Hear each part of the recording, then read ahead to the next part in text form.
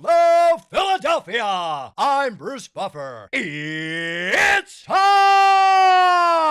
for the Anthony Gargano Show! Good morning! Good morning, everybody. Well, a happy Monday to all across the Delaware Valley. This is it, man. The last Monday of August as we get ready for Labor Day weekend.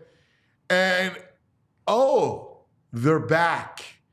Yes, before kickoff for real, all of a sudden on a steamy weekend in the nation's heartland, the Phillies, our fighting Phils, are back. They returned to their form. So, let's rewind. Friday night, Taijuan Walker, who I think will get every Philadelphia sports fan to agree, should never see him again, gets just simply destroyed Friday night. He's just completely annihilated. And that set the stage for a worrisome Saturday and Sunday. Well, Saturday comes, and the Phillies, behind JT Realmuto's 2 home runs. JT, they go 20. They just start wrecking them, right? Wrecking their offense. It was incredible. And so they bang out 18 hits. They score 11 runs. And probably the most important was Ranger Suarez. The Ranger looked terrific. 6 innings, only 4 hits, 1 run, 1 walk. He struck out 6. 46 of 72 pitches were strikes, including strike 1 on the majority of hitters that he faced. That's when you know Ranger is doing well, right? When he strike 1, it means a difference. Now, again, to come back against that lineup, you know how great that lineup is in Kansas City, right? Garcia hit a home run yesterday. Bobby Witt is just ridiculous. Pasquantino is leads first baseman or among first basemen in ribbies in the American League. Salvador Perez just mashes, right? Hits for big power, had a home run over the weekend, annihilated Walker, right? They got Melendez who hit a home run. They go at you, right? That's a deep Royals lineup. They have great offense. They play the game smartly, although a little weird over the weekend for them. All that said, Ranger back, and he looked great. Again, strike 1, he had great command. He was effortless. He looked like the Ranger that we all know, which really heartens you. And then yesterday, oh my God, they do it again. And this time, they beat up Seth Lugo, who, remember, Lugo had the best first half of any pitcher in the American League, was terrific. He struggled a little bit after the All-Star break. Phillies just beat him up, man. The last 2, it's funny. They scored 22 runs over the last over the 2 games. 22 runs, 32 hits. And they did it against 2 good pitchers. Brady Singer is a good pitcher. He's not slop. So they hit around Singer and they hit around Lugo and really bash him up and down. So the Phillies offense back. And it was interesting because I think, like everybody else, I was cursing Topper. Like, I get we're in a big stretch. You got Houston coming in for 3, and then you got Atlanta for 4 at home. Yesterday, when the lineup came out, after JT hits the 2 home runs, and he sits him for Stubbs, I was like, oh, man, what are you doing? What are you doing? And Stubbs goes 4 for 4 to smack me right in the face. And it's funny because Rob Thompson gets criticized. For a manager that's got a first-place team, he gets criticized at a high level, right? Especially since he's been there for 2 years, 2 playoff runs, and they're on him constantly. They got off Charlie. Early in his career, when he was here in Philadelphia, Charlie got it a lot. And then once 07 happens and then 08, that was it. The love affair was on. Interestingly, and I kind of want to discuss this with the guys, Topper, the love affair, still not there. I don't know if he's got to win it, if that works. But look, I found myself grousing yesterday over JT. I'm like, come on, man. Like, he just hit 2 home runs. Come on. Let's go. You got an off day. He's going to be off on Wednesday because they have a day game. So I'm thinking you play him through Tuesday, you give him off Wednesday, and then he's back for the weekend against Atlanta. Maybe give him off a Saturday. But, listen, the fact that he hit the 2 home runs, threw guys out, he had a great weekend. It was great to kind of welcome JT back and just the offense in general. Good at bats. Marsh had a good at bat, a couple of good at bats. So it was good to see. Like it felt like the Phillies offense, this is who they are. This is the team that you remember over the last 2 games against a good opponent.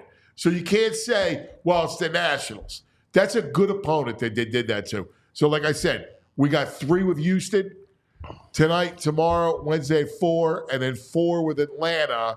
Crucial stretch, and the Phillies taking 2 or 3 in Kansas City means a ton. We got some Eagle stuff for you because, again, it's on a week from Friday night is the opener. Is that crazy? We got cut down day tomorrow. Zach Berman will join us a little bit to talk about what the roster is looking at, how it's shaping up. I got a thing on offense that I want to throw at you guys in a little bit. Let's welcome the crew. JP, John Zapata. Buenos dias. VG, this is Greg Caputo. What do you say, fellas? They're back. Back, baby. Back Oh, when they look never at you. left. You got the good smile. I love these guys. Oh, look at This is what World baseball's Series. all about. Ups and downs, peaks and valleys. Let's go. Love JT. Oh, man. Let's rewind to Thursday. Brandon Marsh on fire. Let's rewind to Thursday. Let's go to our man, VG. What? What's the matter? That's They baseball. suck. It's They baseball. They're done. Now they're back. They've been recharged. We rejuvenated. are the most manic city on the planet. Talk about emotional. Bullpen lockdown, except for that Ruiz. He's I wouldn't mind not seeing him in late September. Listen, Kirkering, I thought pitched real well over the weekend. Yeah. I was excited about it. I'm better. like, we got it. There's no way Taiwan Walker can take the mound No, against I no mean, way. they're scheduled for Friday against Morton and Atlanta. There's no way in the world he could pitch. And I mean, Kobe's fine. He's got control. He doesn't walk a lot of people. Yeah, I think you'd rather see Walker over. I'd rather Right. I don't want to see Walker, but I call Phillips back. Who's got more of the noodle arm? Is it? I'd rather have Phillips than Aller. Yes. Yeah, Yes. I would. I'd I'd rather have Phillips. Who's got more of the noodle arm? Is it Allard or is it Kenny Pickett? Oh my God, bro, that's a great comp, JP. We got to see. We got to get him in the velocity. Yeah. It's funny. Every time Allard throws, I'm going, ooh. Like, especially when it's a right-handed guy with power. Every time he pitched to Perez, I'm like, or Witt, it's like, You know, he kind of reminds me a little bit. You guys remember Matt Moore a couple years ago? yeah. Kind of reminds me a little bit Yeah. of him with that Yeah. soft arm, that lefty Yeah, too. yeah, the lefty slot. Oh, can't break the pane of glass. Yeah. Listen, that's Jamie Moyer. Yeah. Lasted another 5 years, just changing speeds. Look, it still works. You change speeds to, from 89 to 72, and still a change of speed. Yeah. Changes the way you look. He was okay for 5. Yeah, I'm fine with Allard. I'm good either way. It doesn't matter. These guys just match. When you're putting up 11 spots every night, I know. yeah, It's throw up funny. anyone with Taiwan. I was very upset when the lineup came out yesterday. I was like, no, man, come on, where's JT at? Copper, what are you doing? On a Sunday, you want the game? Like, I wanted that game yesterday because I wanted to win this series, and that was my argument Yeah. as to why. And Topper saw Garrett Stubbs show up at the clubhouse, a little swagger, Good. looking refreshed, and said, you know what? This is Stubbs time. Stubbs time. Stubbs with a strong stash, by the 4 way. for 4, almost a cycle. Frazier like that. They had to drill him. They're so worried he's going to hit a home run. They drill him. Get out the way, Stubbs. How about Bobby Witt? 3 of 13. I know. It's weird. These pitchers, even though they can be inconsistent, it seems like when they face these stars, their approach is good. Ohtani's a little off balance with them. No one's really mashed them. Aaron Judge mashed them. But other than that, they attack these superstars pretty well, I think. Their approach is good. Yeah, I mean, listen, I think it's more coincidence than anything else, but except for Wheeler. Except for Wheeler. I mean, Wheeler and Nola. And again, maybe you could say the same thing about Sanchez, because Sanchez. Ranger looked good. Well, I thought Ranger looked great. Yeah. I mean, I thought Ranger. Good seeing him back. That was the best thing of the weekend. As great as was the bats reappearing, having Ranger pitch the way he did, that was the greatest thing I saw all weekend. Yeah. More than the home runs and the 22 runs, because he looked like himself, right? He gives you 6 innings and only 4 hits, and he just had guys off balance. Mm-hmm. When he's dealing, right, he keeps you off balance, man. Yeah. Right? You're guessing. First pitch strike, and he was painting. He was terrific, man. And we always talk about what's the difference between now and the beginning parts of the season. Well, the big thing is obviously starting pitching. Ranger Suarez being part of that rotation as well makes you feel so much more comfortable. And then you push Christopher Sanchez an extra day you need there. Him, man. You need him. Listen, big. It's all about the playoff run. Yes. And in the playoff run, he's your number 3 starter. Yeah. So, and he's your guy that's going to pitch at home. He's your guy that's just got that unflappable playoff kind of feel, right? Never nervous, never antsy, never on edge, even keeled. He's so vital to this run. Gives confidence to everybody. Yeah. What's the matter? No, he is. I mean, if Ranger's not Ranger. No, that was the whole thing. How many times did we say it on the show? The thing is all about Ranger Suarez. Listen, at some point, you knew they're going to get their bats back. Yes. Yeah. I mean, they just rake. I mean, it's who they are. They have a really good lineup. At some point, they're going to hit. It's going to come down to Ranger, health, and that game 3, and their bullpen. Yeah, the 6 strikeouts, nice. Like he looked under control. He looked like himself. He did. Brad Marsh, Brad Marsh. I got his flyers on the head. Brandon Marsh, we've been killing him the last 14 days. He's batting .310 with 14 total bases. So he's had a good 2 weeks. I thought he had a really good weekend in that. His at-bats were much better. I mean, like, you can go down a lineup. You could see their bats. Their at-bats were quality. Mm-hmm. And again, 2 good pitchers. Look, Singer is good, and so's Lugo. Lugo had a great first half. He's cooled off, obviously, the second half. But he's a good pitcher, and he's got 9 pitches, Lugo. So he's also a half a junk guy. He's got 9 pitches? He throws 9 pitches. He throws. What is the point of that? He throws 9 pitches. He throws 4 different breaking balls. Oh, my God. Right? How did I miss that nugget? That's a good nugget by you. He has 4, and he throws them all, right? So he's got 9 pitches. And now you would think that's a bad matchup for the Phillies. Yes. Right? Although historically, we have been good against Seth Lugo.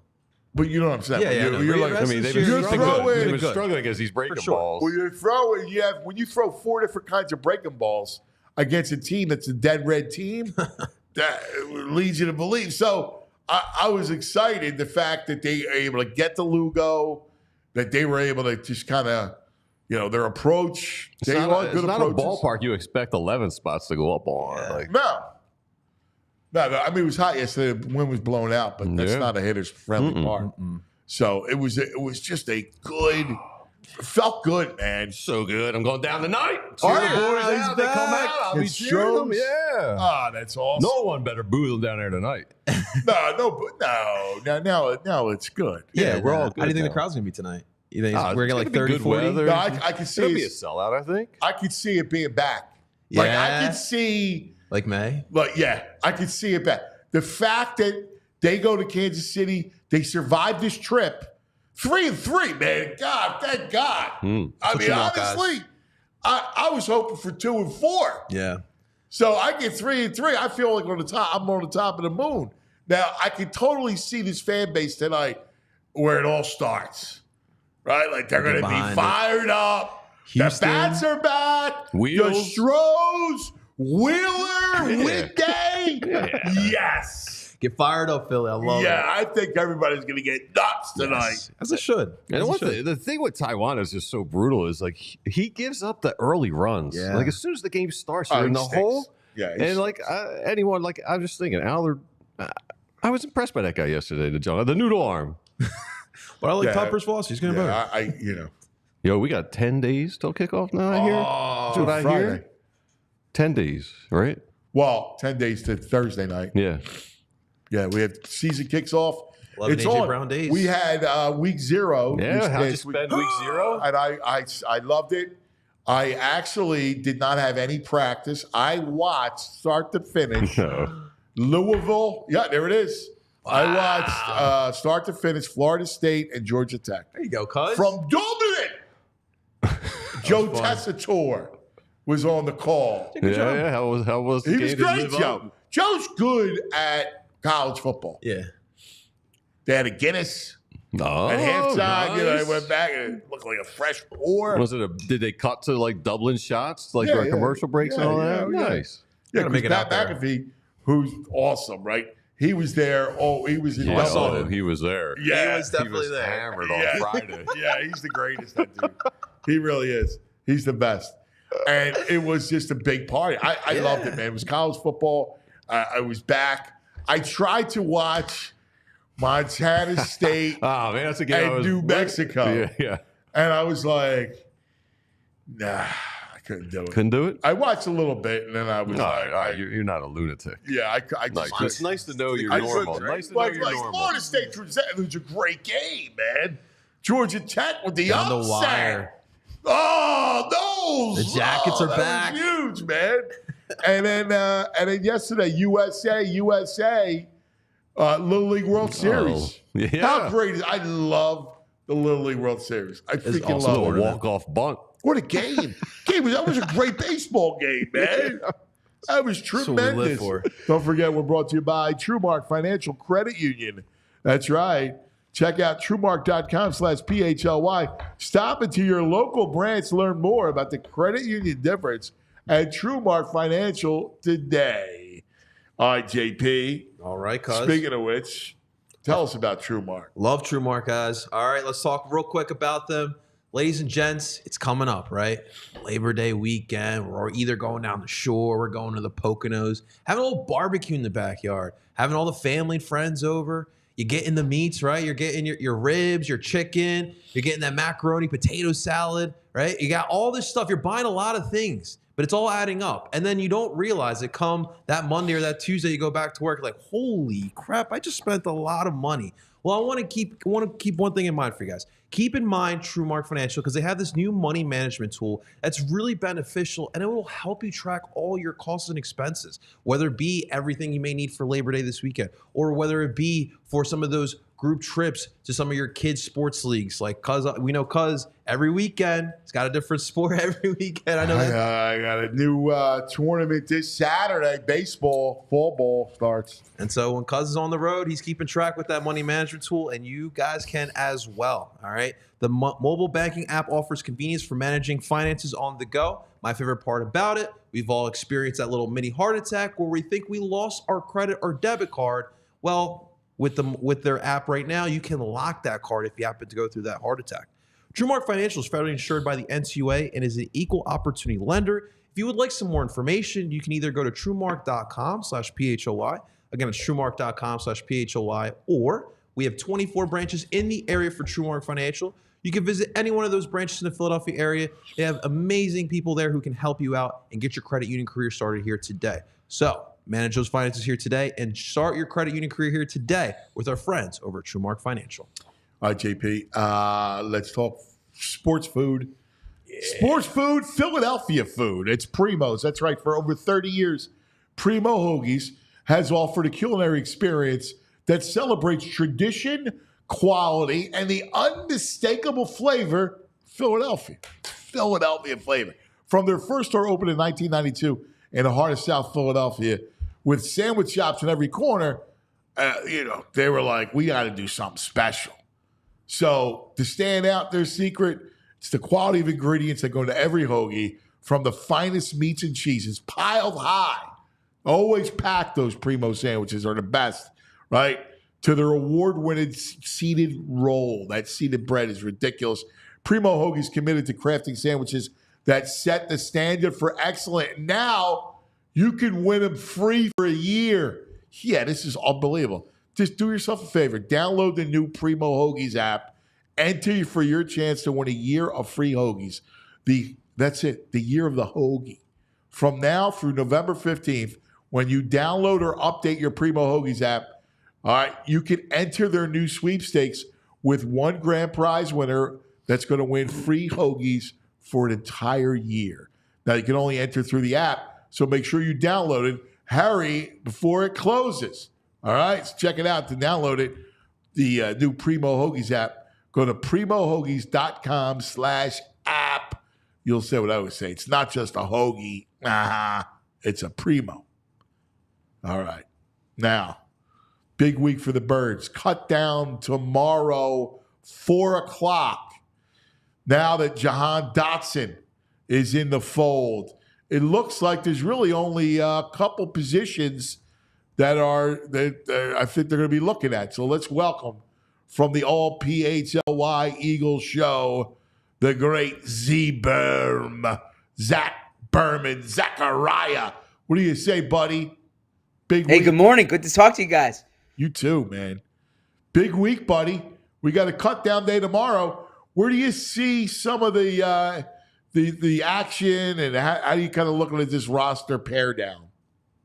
Yeah, so there's two ways. First off, how do they get to their best 53? But the other thing you need to consider here is the NFL has this new IR rule this year, which allows you to place two players on IR with the designation to return before the cutdown day. In the past, you had to carry them on the 53. So this is relevant because there's some strategy involved here. Take someone like Trevor Keegan, okay? Trevor Keegan, who has been banged up recently.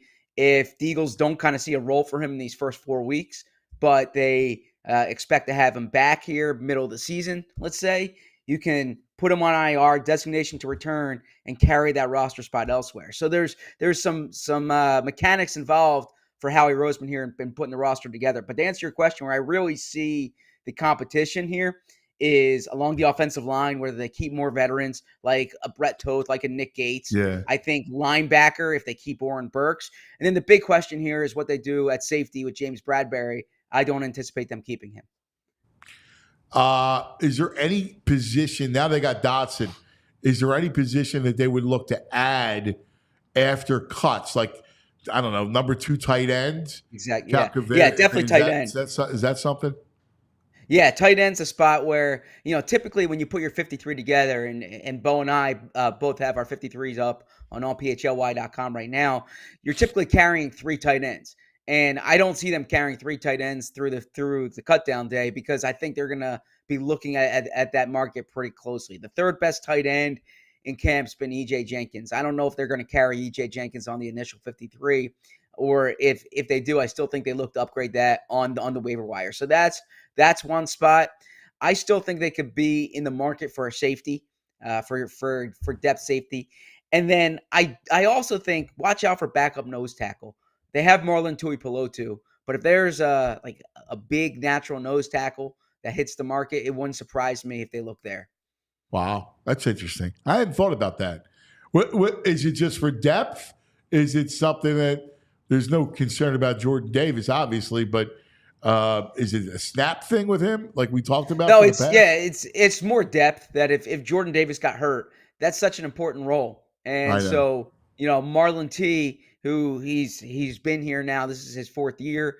I think he's fine as a backup, but if you need him to take that Jordan Davis role on Sundays, that could affect your defensive line. So if there's a veteran who gets cut, or someone who's an upgrade over Marlon Tuipulotu, that's where I would look. Hey, let me ask you a question about tight end again. What happened to Albert O? Like, when he was in Denver, I thought he had a chance to become a player. Obviously, didn't work out there. What have you seen from him as to why he hasn't taken that step? Yeah, I haven't seen anything from him, honestly. I mean that's been the problem. Yeah, like when you're watching practice, yeah. like, what are you seeing? Like, He doesn't he doesn't really make many plays on the ball, to be honest with No, you. I mean, he and has he's he big. has size. He can move well. If you watch that last preseason game Denver had last year, they played against the Rams. You know, I think they won 40 something nothing, and he put up. He had 8 catches, a touchdown in that game, and the Eagles go and trade for him after that game because they didn't think he would fall to them on the waiver wire. The Eagles kept him on their roster last year, even when he was kind of buried on the depth chart. And then they signed him before free agency to keep him here. So clearly they see the same thing you do in terms of he has talent that you think is going to be there. But, you know, I didn't get to watch him in training camp a year ago because he wasn't with the Eagles a year ago in camp. Right. They picked him up afterwards. I saw him in camp this year, and he doesn't do anything to jump off the, you know, Yeah. to kind of get into your notes, if you will. So I think that when you look at it from a size speed perspective, yeah, there is talent there, but they had a full season last year. They camped this year, and I just haven't seen it from him. Yeah. No, I know. I kept thinking that he would be the number 2. Not going to go back to Calcavecchia. I still think you need to upgrade that spot. I'm not the biggest Calcavecchia guy.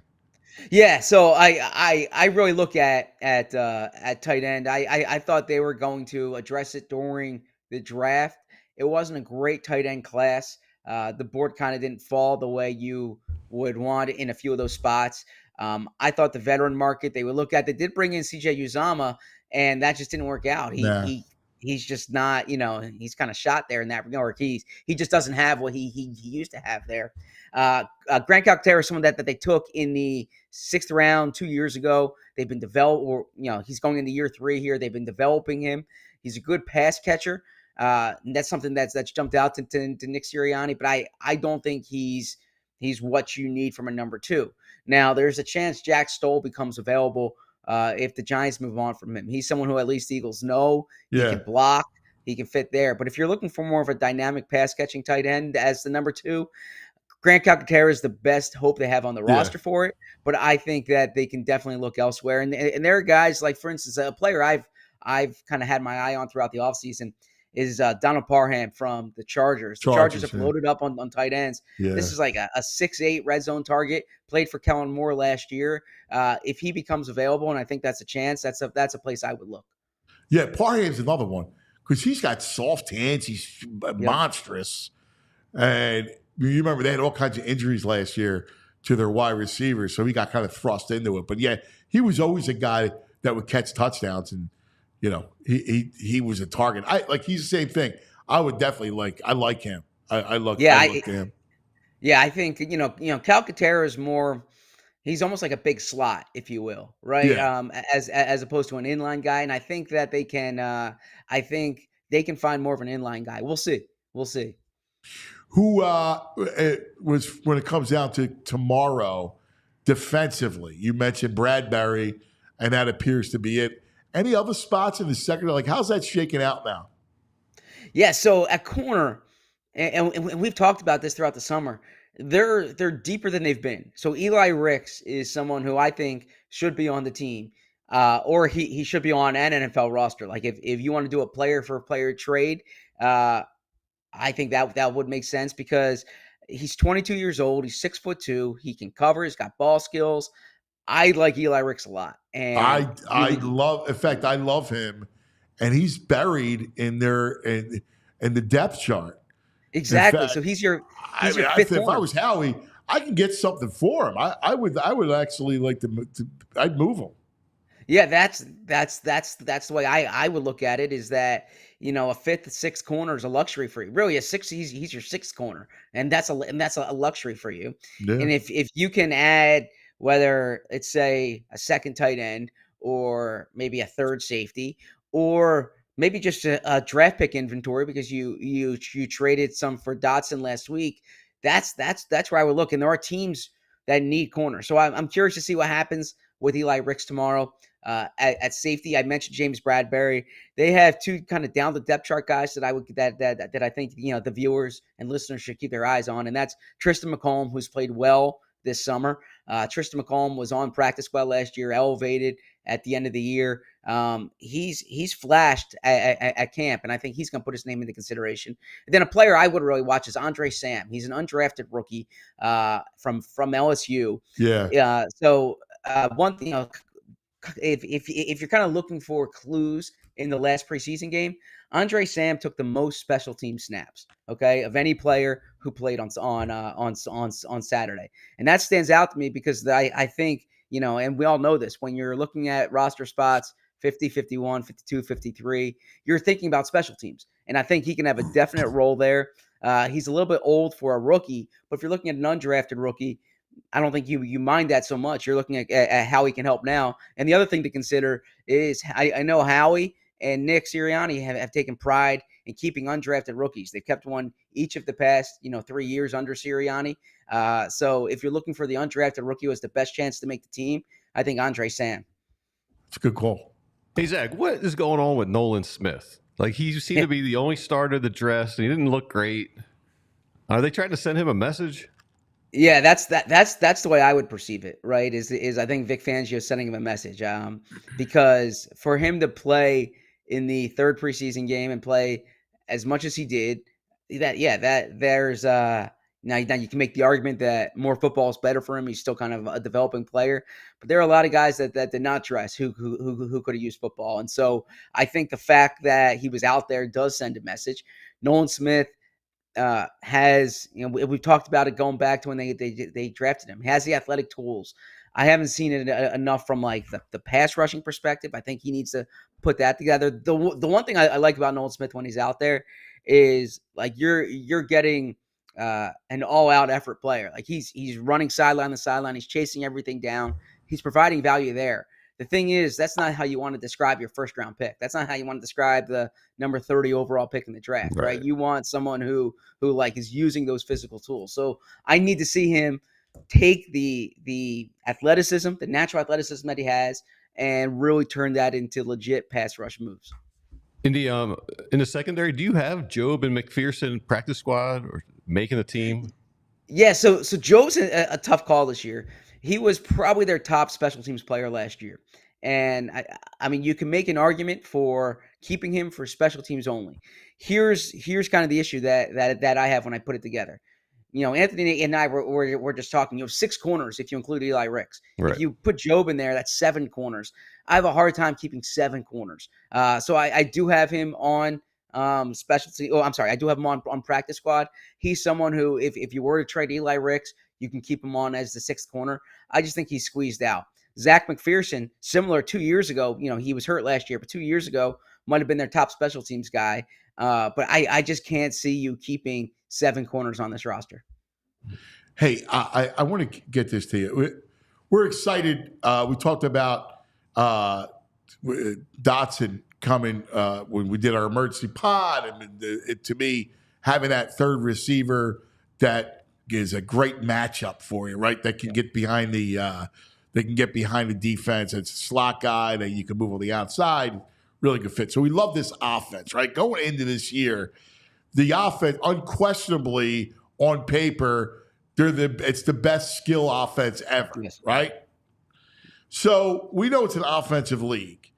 When the Eagles went to the Super Bowl in 2022, that year they put up 29 points or more 11 times, including all 3 in the playoffs. They were over 30. Yep. In 17, when they went to the Super Bowl, they also did it 11 times. Twice in the playoffs, of course, to the Super Bowl. We remember it. Last year, they only broke that threshold 6 times, and they gave up 29 or more 7 times. Looking at this offense, I got to believe they're double digits breaking 29 threshold. Well said. I agree with you. My big question there are really 2 questions. Can they hold up on the O-line? There are questions about the depth. But from a skill perspective, yeah, they should be scoring into the 30s. From a drive-to-drive basis, they're so hard to stop from a skill player perspective. So you're absolutely right. Then the other question I have is just how our defense is going to play Jalen. I think that I don't want to say the book is out, but teams are going to be sending zero blitz until the Eagles have answers for it. And you brought Kellen Moore in here. You've been prepping it this whole summer, so I imagine they will have answers for it. Oh, yeah. But we don't know how they're going to react to the way defenses hit them. But from the perspective of like you match up your guys against their guys, I'll take the Eagles guys just about every week.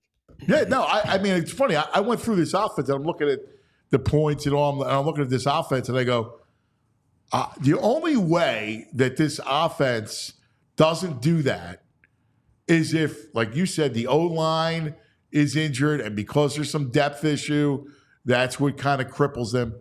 Or Jalen's not himself again. Or Jalen's, in which case, then it would be time to worry, right? Like if Jalen, with this offense around him, including the line itself, as is healthy, I mean, you're a quarterback. You can't ask for anything more. You're absolutely right. All the ingredients are there. We talk about this from Sirianni, like all the ingredients are there. All the ingredients are there for Jalen too. I don't think Jalen has there's not necessarily an excuse, if you will, if he struggles.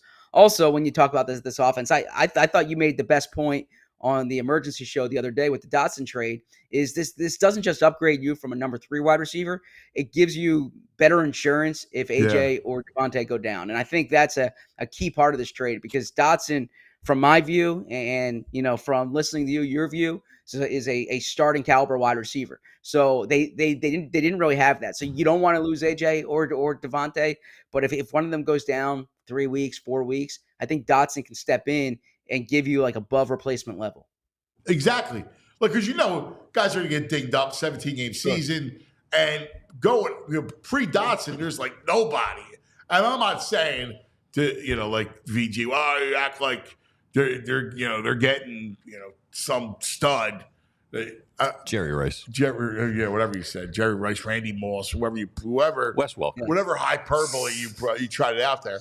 The truth of the matter is, you got a credible guy, right? Like that's and to get by 3 weeks, you just need somebody credible. They didn't have anybody credible, so that 100%. Piece of it I like. Yeah, and I think that's the part of the trade that kind of deserves more attention, if you will, is they've been remarkably healthy with AJ and Devontae over the past 2 years. Devontae, the only game he missed was Week 18 last year. Since he came to Philly, the only game AJ missed was the playoff game last year since he came to Philly. I don't know if you can count on that, and Dotson gives you a major upgrade there. What do you think the role is going to be with Gainwell? Yeah, it's a good question because Gainwell came on, I would say, later on in camp. I thought him and Shipley were kind of back and forth earlier on. I think Gainwell came on later in camp. I think Gainwell is going to be the number 2 back, but I don't think Barkley is going to take many snaps off, right? They signed Barkley to be a 275, 300 touch player. So I don't think there's going to be that many touches for Gainwell unless Barkley goes down, and Barkley does have an injury history. If Barkley were to go down, though, I think it would be more of a Gainwell-Shipley split. But I like what I've seen from Gainwell. They had a practice, the last practice. That was Wednesday last week, I think it was, or Tuesday. All the days run together. But what stood out in that practice was there was a drive when Gainwell, every play was to Gainwell. Barkley wasn't practicing. There was a run to Gainwell, and then there was like 2 passes to Gainwell, including a nice touchdown pass in the corner of the end zone. So I do think they're going to find a role for him, but I don't think there's going to be many touches for him. Yeah, it's interesting. Somebody I'm looking at because I agree. I'm not a big Gainwell guy, so and I did like the way Shipley looked, so it was interesting. But they're going to go to veteran. Hey, Zachariah, great stuff, brother. Looking forward to it. 2:00 today. Yeah, 2:00. Fran Duffy's in studio with Bo and me, and we'll be going through our 53-man roster projections, and we'll be kind of simulating what the conversations are like between Howie Roseman, Nick Sirianni, Vic Fangio, and Kellen Moore as they bring this roster down to 53. I love it. So you're playing Howie, or you're playing I'm playing Nick for this one, I think. Yeah, I You're think gonna I'm play playing Nick? Nick for this one. I'm playing Okay. Nick for this one. Yeah. But who's Howie? Fran? I think Bo's going to be Howie, and then Fran Okay. will be the coordinators. Okay. I like it. It's good stuff, man. Look forward to this role playing. Yeah, 2 p.m. VT's Check a it big out. role player. I'd love to play Nick. I'd rather play Howie. Yeah. Me too. Me too. We can't get rid of this guy. He's got a great motor. You can't get a motor like that just off the street, Come on. We can keep this guy. Good locker room guy. Zachariah, great stuff, buddy. We'll be watching at 2 o'clock. You and Bo and Franny. See you, pal. That's it. Hey, Zach Berman. Yeah, buddy. How involved are the head coaches in this? Is this more of the positional coaches and the D coordinator, offensive coordinator? Yep. If you're gonna look at your guys that you want, like Fangio will have the final say. Obviously, he has final say on defense. Yeah.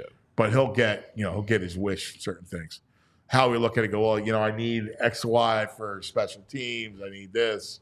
So it'll be an interesting discussion. I do think they have to figure out backup tight end. They cannot have that Calcaterra as their second. No, you need somebody. You need somebody who can block. Yeah. He's not big enough. Then you just want a 2 tight end set where there's 2 credible people out there. Right.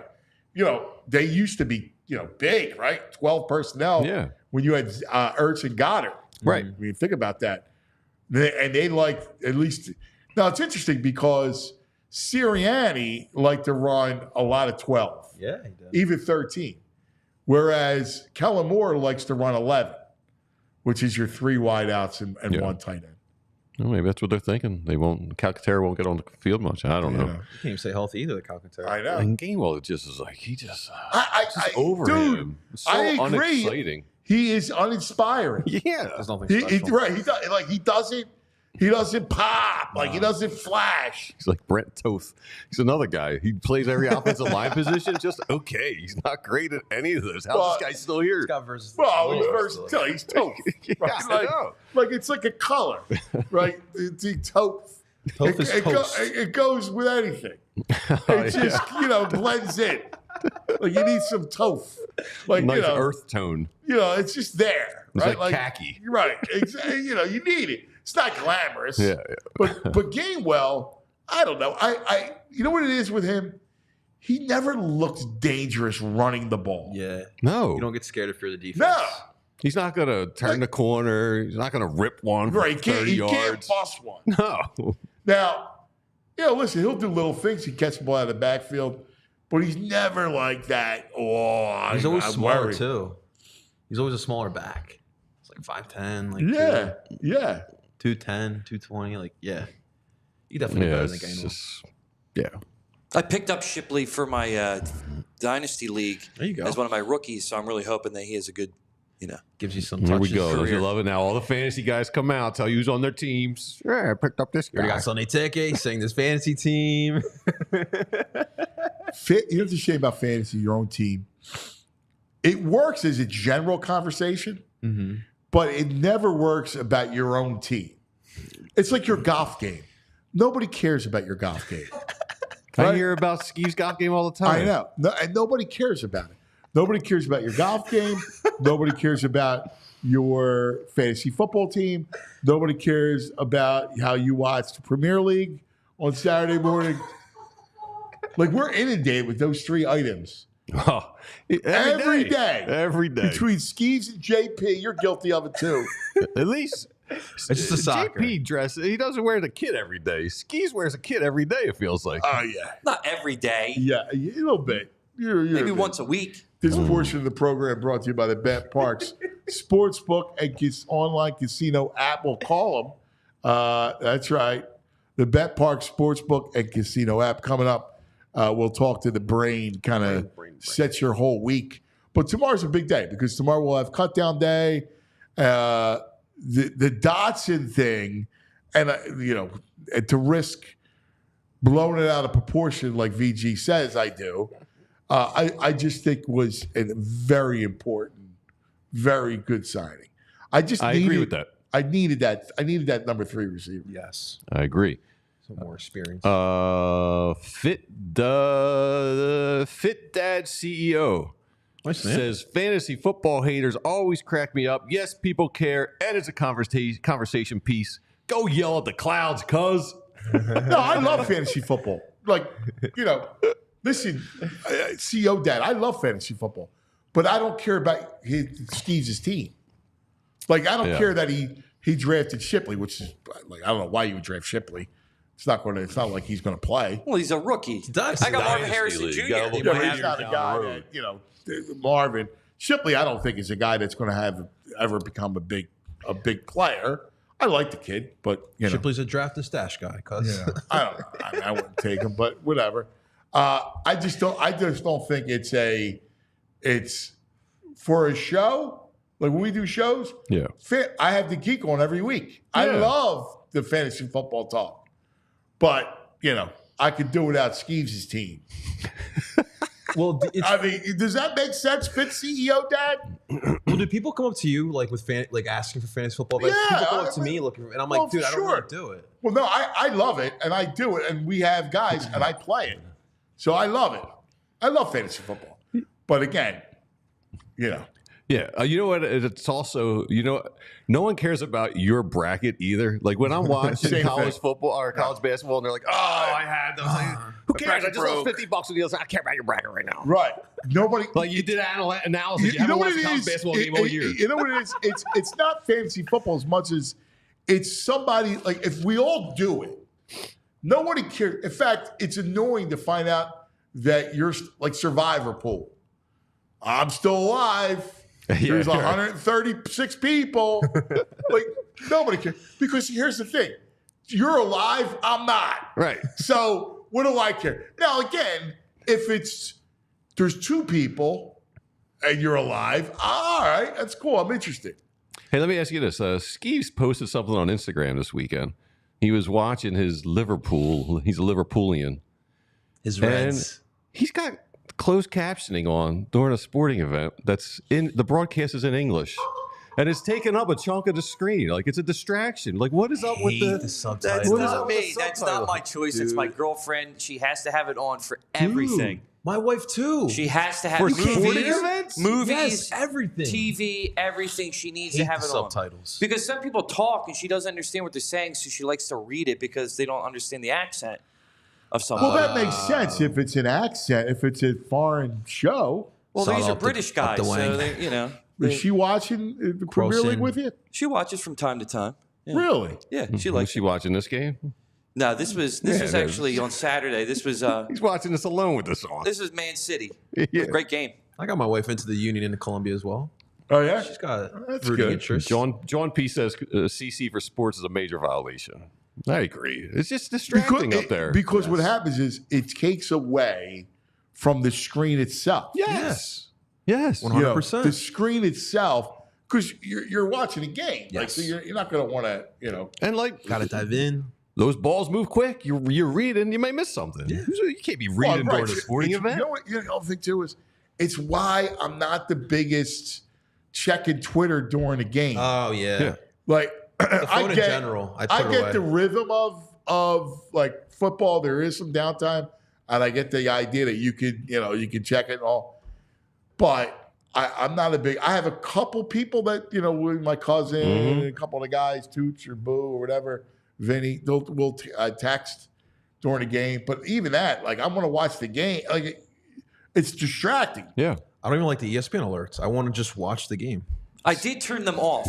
Yeah, right. At the time of the photo, he's getting shredded in the chat room for this. At the time of the photo, they were on, yes, but I did turn them off. Yeah, it's so annoying, even for the movies. Like, come on, babe, we don't need the subtitles. We can just listen to it. We're good. I was disappointed when I saw it. Oh man. So Brad is here, but he's having camera issues. His camera's not popping up. All right, well, let's put him on, and we just put a picture of him in the golf cart that you put on Instagram this weekend? That'd be awesome. I'll work my magic and put that up. Sick. Yeah, do that. Just give me a second. Do that. We'll get Brad on audio. Yeah. Gotta get the brand here. Because the Brad is brought to us by the Bet Park Sportsbook and Casino app. It's the daily grind with the brain. Good brain. Red, the brain finder. What do you say, Brain? How are you, buddy? Well, I enjoyed listening to those things. So you were right. Like people always talk about their pools or their elimination pools, And I'm thinking, I always am polite about it. I'm like, I don't give a crap. Like there's 138 people left in your thing. Oh, there you go. No, listen, I love the photo. Let me tell you what that was. No, guy who was a client of mine, good guy. And Shore Rides, he gave me a courtesy golf cart, very nice for him, driving around Margate. So Shore Rides, give you a plug there. He was very, very good dude that let me use the golf cart for about 4 or 5 days. Very nice of him. You It's actually fun. in a golf cart? What do you use it for? Well, what's funny, you just in Margate, there's like no parking anywhere. Like you almost like there's like 2 spots in the entire city, and this golf cart is easier to get around. Believe it or not. Yeah, it's Well, where do you it's park it it's at? Yeah, where do you park a golf cart? there's a, it's a smaller it's a Do they smaller ticket you?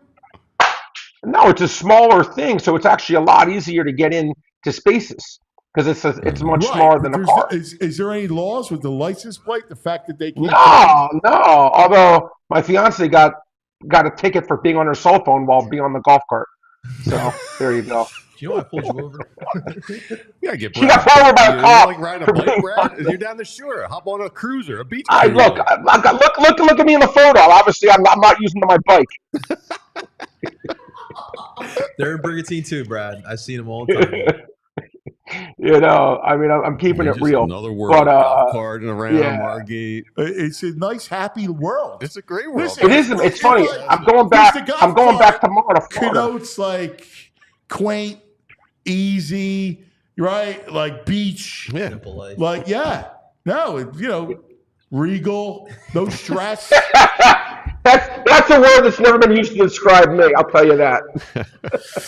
All right, let's get to it.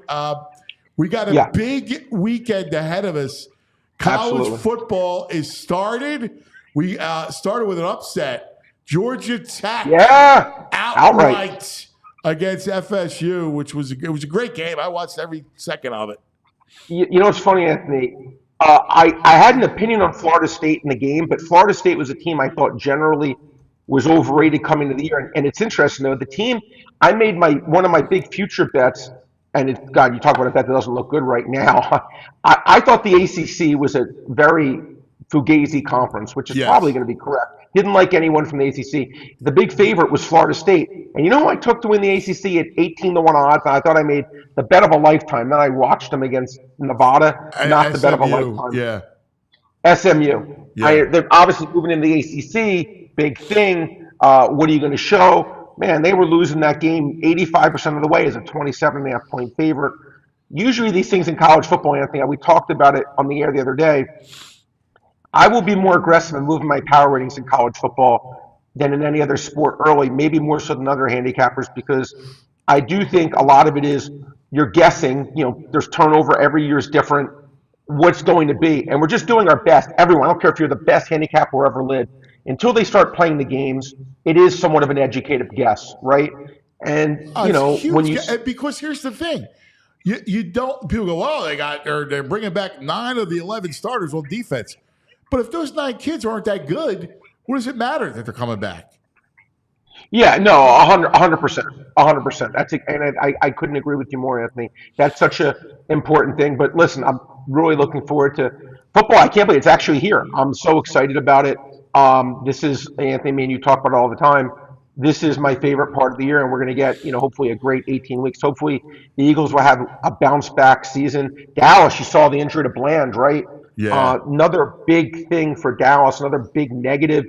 Let me ask you a question. If CeeDee Lamb even comes back, will he play game 1? I always wonder these things. Like, I don't know. He'll play. He'll play. He could come back on a Saturday night. He's going to play so? week 1. Yeah. Okay. Do you think he's going to come? Do you think they're going to sign him? Yeah. Yeah. I do. I think they sign him. Yeah. I also think the Eagles look even better, though, as the winner of the East. No question. I would be devastated if they didn't beat Dallas in this for the NFC East. Yeah, it would be extremely disappointing. I agree with you. No, it's funny, Anthony. This is going to be an interesting game against Green Bay because I have a lot of respect for Green Bay, especially Green Bay's offense. Now, with small sample size, we saw Jordan Love, Anthony, was it 2 years ago, come in his first NFL action against Philadelphia and looked quite good, if you remember. But I just think his last 8 games last year, he was incredible. The Well, Eagles I are laying, love I think, Jordan Love. You know that. In fact, yeah, I think it's your you and I were guy. texting after that game he came in against the Eagles. I was like, I love him. I do. Yeah, he I looks think he's a really good. player. And last year he was terrific, man. You know, he had really that was. 1 month of October where he struggled, and then he was playing great football, man. Played great football throughout.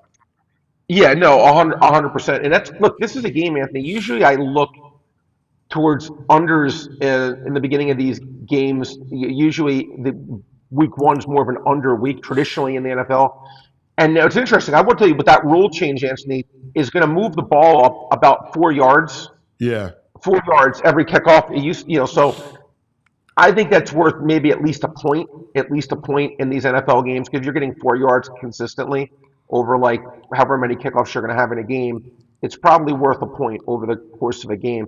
But I actually do think points are going to be scored in this game. I think the total right now is 49. It opened 52, which I thought was too high. But I do think both teams are going to have legitimate success offensively in this one. Yeah, I do too. I wouldn't be concerned. Like, listen, I think it's a tough game, and the Eagles' defense too. New coordinator, very young in the secondary. You know, it's going to take a little time for them to get kind of acclimated. So, you know, I look at it. I could see some points being scored. You know, I on the flip side, I was saying this to the guys. You know. Last year, 2 years ago when they went to the Super Bowl, the Eagles scored 29 or more points in a game 11 times, including unreal. 3 times in the playoffs. When they won the Super Bowl in 2017, they also did it 11 times, twice in the playoffs, including the Super Bowl. Last year, they only did it 6 times, and in they gave up 29 or more 7 times. So that kind of tells you, like their offense. And I just look at their offense. I go, their offense especially with Dotson. I love what they did with Dotson. Well, let me ask you a question. And Andy, I know you texted me, and I got to ask you a question. And I'm not. It's not that I'm disagreeing with you because me and you talked on air probably at least a dozen times, and I know you've had other guys on, the other beat writers who are great on the air and who discuss it with you. Is that their third receiver was arguably one of the biggest holes on their team, right? Yep. But what I'll say to you is this, and let me ask you a question. I'm not criticizing the move. I swear I'm really not. But don't you think? Let me ask you a question. If you lived with someone, for example, right? Wouldn't you say you know their personality better than me if you lived with them? Probably so, right? You don't think Washington, having been with the room with Dotson every single day for 2 years, knows what he can or can't do, and they invested a first-round pick. Yeah, but remember, this is what you're missing, is that this is a new regime. This is not the regime that drafted him. This is not the coaching staff that spent 2 years with him. They spent a preseason, a training camp, one training camp, this past training camp with him. Yeah. And I guess, and from what I heard, he definitely had confidence issues dropping the football. Coming out of Penn State, drops were never an issue. No. So I disagree with your notion because I see it all the time that new regimes always cut first-round picks that didn't pan out because that's a message to the whole team. Right. I mean, listen, you certainly could be right, but again, with Quinn coming in there, I'm looking at like they have Jaden Daniels, they have obviously McLaurin. I would think they'd really want, I mean, Dynami Brown, whatever. I would think they'd still really want Dotson to succeed and give him every chance to get in there and succeed. And I would think he had to be pretty bad for them to cut bait. But that's just my opinion. I could be dead wrong. Well, and I'm hoping. And again, but you get the whole GM. Like if you're a GM, and you didn't draft him, that's my message to the team. Like, go guys. If I cut him, I cut anybody. Yeah, and that's fair. And you're not looking to win this year. And now. To your point, would they prefer to him work out? Of course, and he did have drop issues in the training camp. That was real. He had confidence. I talked to Brian Mitchell, who was with the Commanders, Yeah, of and course. said that Mitch said, yeah, he's got confidence. He said he could play, but he's got confidence issues right now. We did have a bright note. He had 8 touchdowns his rookie season. That's a big number. That Yeah. is a big number. I mean, at the end of the game, it's like the old Chris Carter. Like, all he does is score touchdowns. Like, if you could score touchdowns, that's a very important thing. It's hard to score near the red zone. The fact that he had 8 touchdowns in his rookie year was an incredibly promising thing, in my opinion. So there's certainly things to like. He was great in college. They didn't. I mean, the price, a 3rd-round pick, getting back a 5th, 2 7ths, whatever. Look, they needed that 3rd receiver. Is this the right guy to fill it? Time will tell. But I always admire Howie. He's not sitting on the sidelines just saying, what am I going to do? He's always trying to improve And the remember, team. And again, he's their 5th option in the pass game, right? AJ, Devontae, Saquon Goddard. out of the backfield, Goddard, and Dotson's their 5th option. And he's a guy that's played in the slot. He's a guy that can play on the outside as well. And he's a guy that's got bursts. So he's going to see a lot of safety, a lot of man. He could beat man, and he can get down the field for big plays. well, the good thing is, from his point of view, is that a fresh start where he's coming in, as you said, Anthony, not a ton of expectations like being a 1st-round pick in Washington. So hopefully he can come in, and if he can give them 3 catches a week for 40 yards and be productive and get a couple of I mean, they don't need a ton. Again, around, I don't care if they brought in Justin Jefferson. It It would be hard to put in great production stats. numbers are irrelevant with him. He's just got to be on the field, and he's got to be a threat, right? And so, be a threat, exactly. If you get a big play to him, once or twice a game, that serves its purpose. We see it the same way. 100%. I agree. Phillies, at least, Anthony, had a good. I was happy. Lugo's been pitching very well. They had a nice win. They took 2 or 3 in that series. At least that was. They're back. The Fighters are back. Back, baby. Never a doubt, Brad. And look, they beat Singer, and like you said, Lugo. Games.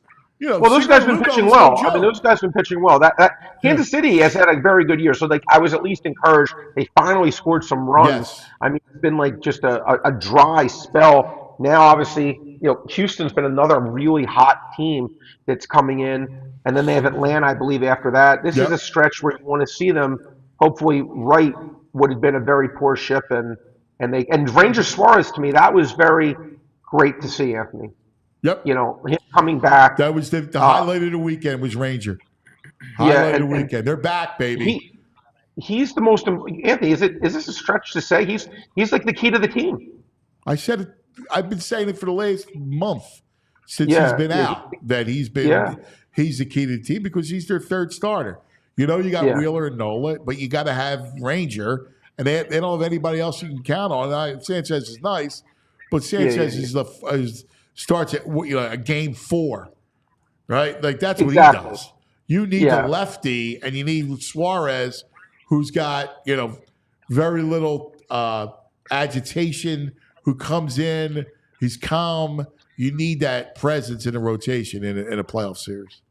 No, see it the exact same way. Really, really do. And look, again, they're a game, and it's interesting though, Anthony. I got to tell you, the entire year I've been feeling it's a slam dunk that they're going to get that bye. Anthony, did you see how close the Brewers are to them in the playoffs? No, I know. Listen, I know. I think it's a game. I think it's one game. Yeah, well, I mean, I know.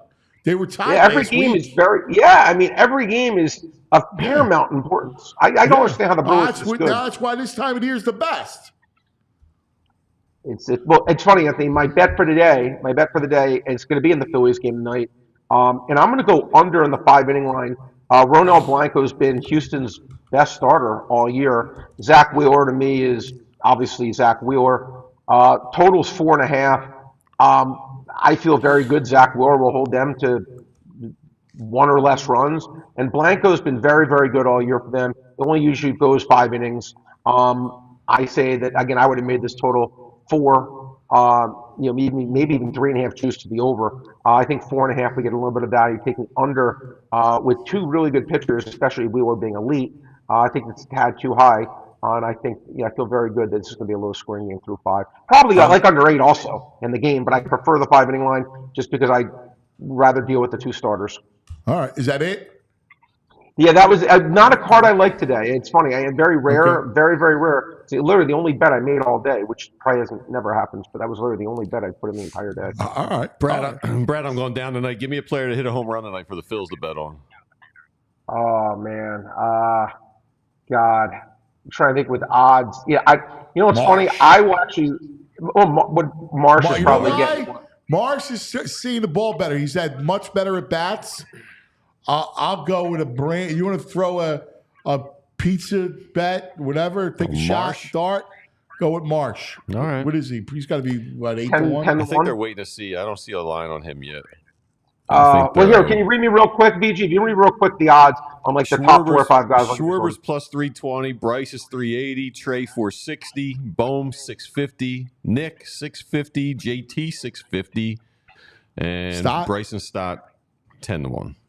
All right, I it's a boring answer, but from a math point of view, which is what I'm going to get for you, it would either be Harper or Schwarber. Those are the best math plays in my opinion. But it's obviously Bryce is due. Bryce is he's due. got to be due. I like the way Stott's swinging the bat, and I like the way Marsh has been swinging. Over the weekend, those two, Stott had a nice weekend. He's another one I look at. He had a ball couple on the other night that I thought died. I thought I had a chance. So I would take a look at those. So I'll give you Stott or Marsh. All right, Brain. What are the odds on Stott to get a stolen base tonight? Stolen base? Let me see real quick. Yeah. We're looking at the BetParks app. The Yeah, Brain do they have is, that of up? course, They the have stolen analyst base? for BetParks. I can see him getting a stolen base because he has been playing better. Where he's at. We May can't not be. find Okay. it. Well, he'll have to look at it. The BetPark has so much stuff. It said so much stuff. Yeah, exactly. Great stuff, Brain. Thanks, buddy. I'll see you guys tomorrow. All right, see you tomorrow. That is the Brain, and he is brought to us by the BetPark Sportsbook Casino app. So download it. We talk about it all the time. Tonight, what do we got? Where are the Phillies tonight? Phillies Minus- BetParks are minus 165. Wow. That's a big number. Yeah, it is. Fights minus 165. That's good. Well, Wheeler, you expect it to be big. You know, Blanco is good, but I love it. So Fightins, you could also do minus a run and a half if you want. When you think about Wheeler over 6.5 strikeouts is minus 103. I actually love that because Houston strikes out. Okay. So especially the bottom part of that order, well, there's some strikeouts there. So I can totally see him getting that. Check it out, man, for all the fun stuff. Football around the corner, man. Now's the time. In fact, new customers, you get 50-1 odds to win the championship. Yes, 50-1 odds if you sign up now to the BetParks online casino and sportsbook app. 50-1. It's the super odds boost to win the championship. So check it out. They have all kinds of fun futures. All the lines are up for all the week one, and you name it. Preseason stuff. Oh, my God. Football is here. College, big slate. Starts Thursday night, all weekend long. Play it right there on the BetPark Sportsbook Casino app. By the way, while you're messing around the games, you can also play live blackjack, live baccarat, like VG's a big shot. He likes to play the live baccarat. Yeah, $1 hands. Well, that's the fun. Like, you just messing around and enjoying yourself. So check out the BetParks online sportsbook casino app. You got to be in PA, New Jersey, Ohio, Michigan, Maryland. If you have a gambling problem, call 1-800-GAMBLER. That's right, the BetParks Sportsbook and Casino app, JP. All right, cuz. Let's talk real quick about our friends over at Ace Hardware. It was a absolutely beautiful weekend that we had here in the Philadelphia area. I was down the shore, Brigantine. We had family reunion for my wife's family. They came down, had a great time. We were on the jetty. You know, father-in-law's ready to get that grill going. He's fired up. He's got the dogs, burgers, and chicken ready to throw on there, and he forgot the freaking spatula. And what are we going to do? How are we going to flip all this stuff? Well, I said, well, Dad, hold on. I got you. Ace Hardware, right on Brigantine Boulevard. Let me just walk on over. I'll get the spatula. You sit back and relax, entertain people, and I'll be right back. walked in right into Ace Hardware. Joe at the front desk helped me find that spatula right away. He was fantastic, great service, super easy to go in there. It's super easy to find everything you need for outside the house, whether it be grilling, you're having some fun with the family and friends like I was. Ace has everything you need. Even the best part about it, obviously, listen, I know for all my gentlemen out there, we put our 2 weeks in last week. We still got a week, right? We still got a lot of honey-to-do list things to do around the house. You can still go to Ace Hardware this weekend and get all those things that you may need. But hey, with the change of season, if there are some things that need to be fixed around the house, Ace Hardware has trained professionals that can help you, and they can go out to your house and fix those things from plumbing, heating, cooling, whatever it may be. Ace Hardware has you. All right. Now, visit Ace Hardware Home Services at www.acehardwarehomeservices.com and get your next project started. Or you could see their wide catalog of different products that they have for in and outside the house. So anything you need outside the house, it's Ace Hardware, because Ace is the place with the helpful hardware folks, ladies and gents. That's right. The helpful hardware folks. You know who's helpful? The great Jim Salisbury. Oh, yeah. And he's been telling VG, because he didn't want to listen to me, that baseball is not a game to fret in August. I get a little nervous, but not to be panicked. And here he is, Jimmy Stakes, joining us right now. Jimmy What's up, Stakes, guys? You know, how's Greg feeling Phillies, today? my main man. Jimmy, what a terrific weekend, Saturday and Sunday, against two good pitchers, right? Brady Singer, who's very good, and Lugo, who had a terrific first half, who actually is a terrible matchup in the sense he throws 9 pitches. He throws 3 different breaking balls, which for the Phillies that are a dead red team, I was a little concerned about yesterday. And they mashed again 2 days in a row. Yeah. Is Greg feeling any better, Anthony? Oh, Jimmy, you were right all along. I had nothing to worry about. They're back. Thank you, Jim. You're It's the like- one talking sense around here. You can't panic. Like if you forget your spatula at the cookout, you just go to Ace, right? Jim knows. I love it. Jimmy's even looking a little happy. He's got a little smile to his face today. He was looking beat up on Friday. You little Kansas City man. Yeah. Actually, believe it or not, I've been battling the dreaded COVID all weekend. Oh, man. really? Yeah, You look pretty good. Phil's are the got- cure, apparently. like this terrible summer cold, but that's all right. I'm tough. It was a good weekend, Ant, because coming out of Atlanta, man, that was grim. Yeah. You lose that series and you don't look good doing it. I mean, there are games you lose and you play okay, but they just were outclassed. And then you go into Kansas City and you really don't look all that. You don't pitch the first night, and that can take you down. But the at bats actually started to look better on Friday night, and then they were really good over the weekend. I mean, I was encouraged by a few things. Obviously, Ranger Suarez. I was encouraged by the way Bryson Stott swung the bat. Yes. Over the weekend. To me, he's been such a key kind of missing piece all year. If you could, with 32 games left, if you can get him going and get his best baseball this last month and into October, I think that'll really lengthen the lineup. Schwarber swung it better. Still waiting. You get a little bit more from Turner, but you're still waiting for him to be a Turner. You're still waiting for Harper. But I think having Suarez now, you're back Marsh. to 4 deep. Marsh swung the bat better, too. I like What's the way that? Brandon Marsh swung the bat better, too. He really did. And I was wondering if they were getting ready to send him out because his strikeouts, he just wasn't contributing.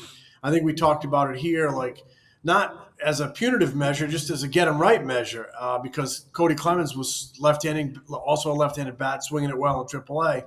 And I think that was something that, they were kicking around, but he comes out Friday night and really swings it well. He turned on that one ball to right field, hit another ball to left field. Looked like he was seeing the ball better, having better at bats. Looked a little more confident. Just the fact that he went out and really drove that ball, turned on that ball to right field. So, you can get him and Stott going as, in my view, kind of complementary pieces in that batting order. And then if you can get Turner and Harper to join in with Schwarber, then maybe you're just going to get the vibe that maybe they're going to be peaking at the right time. But I'm not ready to say they're completely out of the woods. I have faith in them. I have faith they're going to make the postseason, and then it becomes a whole new season. But they need to build on those two good offensive games in Kansas City. And, I know we've said this before throughout this funk they've been in now for 2.5 months. They're coming home, and you got Zach Wheeler on the mound and then Aaron Nola on the mound. I can't think of a better way to start a homestand than with a warming offense and those two guys, and I'm sure a big crowd, a 2022 World Series rematch. Should be a lot of fun down there at the ballpark, but the fun starts with the winning. They need to keep this up. Yeah, I was saying this to the guys. I could see tonight where the crowd's back into it. It's going to feel like it did in May. It's the Astros. Everybody knows how important the last two games were. And now I think the crowd's back. I could see the magic starting to percolate.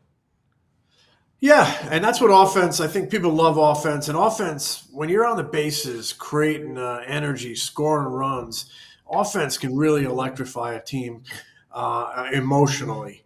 But it also can do wonders for a pitching staff because you don't feel like you're on that tightrope all the time. And like I said, having Zach Wheeler starting off your homestand is just a great way to go. Start the engine. It's like, he had that great outing against the Dodgers a few weeks, it's been more than a month at home, where he comes out and he, fires 97, 98 by Ohtani and really sets the stage. So I think it's a great, piece of good fortune that they have him on the mound to start this thing off here. And, the Braves are in, Minnesota, and Sale's going to pitch Wednesday, I think, so they won't see Sale. No. Which is big because he's probably your leader for your Cy Young. He's the Braves' ace. They really get big Morton. homestand. They get Morton, Lopez, Fried, and Schwellenbach, the kid, who's pretty good. I'm sorry. Go ahead, Greg. What would you see out of the bullpen? You think they look like they're starting to write themselves aside from Ruiz, Alvarado, a couple strikeouts. Yeah. They seem to be a little more under control.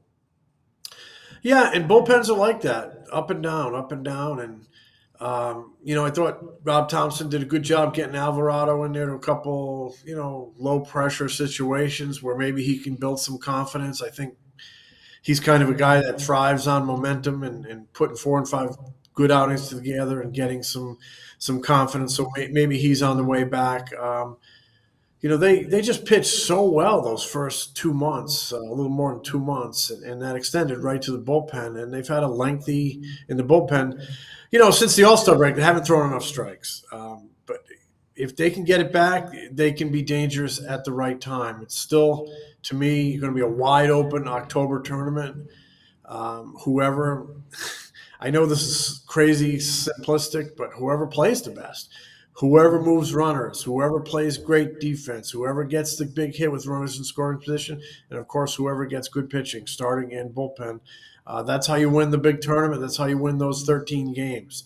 Once October starts, you're not going to remember these tough times they had. Obviously, if they go cold and have a couple of those nights where they're swinging at everything, you're going to say, that's what they did when they were in their funk midseason. But they have a chance to start new once they get past these 32 games. But I will say this. These 32 games are important for just getting right, playing good ball, and going into October as the team that you can be, playing at the top of your game, so you have that confidence and that memory muscle to be the best you can be in October, because it's going to be the hot team, and the team that doesn't beat itself, doesn't give extra outs, doesn't give don't walk people. It's about playing really good, crisp baseball in the month of October. Jimmy, can you speak to the genius that is Topper, just pulling all the right strings with Garrett Stubbs yesterday? How locked into this team is Topper right now? But what if Garrett Stubbs went 0 for 5? You'd be murdering him. Nah, it wasn't going to happen. Because that off day was established 5 days ago, as we've talked about a number of times, have talked about it a bunch with Jamie and Renee. When these off days are planned out well in advance, and the decision includes the front office, their athletic training staff, their medical staff, their sports science people, and they're all weighing in on it. And that day off is established 4, 5, 6 days ahead of time, and they're not going to move off it. So it had the potential to be kind of combustible because JT hits 2 home runs Saturday night. And you just know he's going to sit the next day because it's going to be a day game after a night game, 97 degrees, and he's caught 5 in a row. He's getting the next day off, and that's where your backup catcher is going to get the start. So great job by Garrett Stubbs, kind of having his managers back. He goes out there and he has a day, as they say, and nobody even squawks about JT getting his day off, so it becomes win-win. JT gets his day off. He'll be behind the plate for Wheeler tonight, and they win a big ball game. And Stubbs feels great about himself. He contributed to a big win. You mentioned Topper pulling right strings. I kind of look at it just the opposite. I think the players make the manager look good. And I think it's always been that way. Grady Little sends Pedro Martinez back out to the mound in Yankee Stadium 20 years ago. If Pedro gets those 3 outs, Grady Little's a genius. But, a little flair, Grady Little's run out of town. It's up to the player to make the manager look good. And, Garrett Stubbs did that yesterday for his whole team, and he made himself look good as well. Do you like planning those things out? Like, I get it. Last 2 days in Kansas City were hot. And so I understand, especially Sunday. Sunday was very hot. But knowing that JT had missed a lot of the season, knowing that his bat was struggling, hits the 2 home runs, I'll be honest with you, I would have amended that. And I would have, knowing also that you needed to win yesterday. Now, thank God they did, but that was a big game to win that series after the way you looked in Atlanta and knowing you got, 7 more tough games coming up.